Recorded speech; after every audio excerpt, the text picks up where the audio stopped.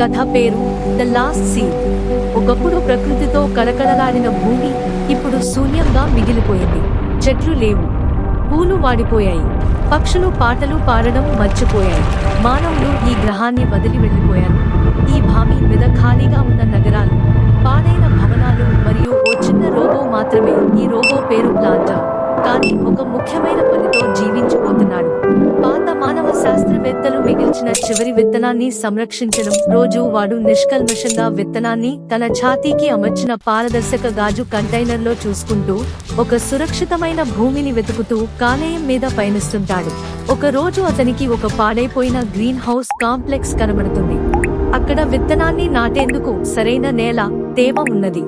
Robo తన చిన్న చేతులతో నేల త్రవ్వి ఎంతో ప్రేమతో ఆ విత్తనాన్ని నాటతాడు. విత్తనం నేలలో కూర్చుని కొన్ని క్షణాల్లోనే ఒక చిన్న మొక్క తలెత్తుతుంది. రోబో ఆశ్చర్యంతో చూస్తూ ఉండిపోతాడు.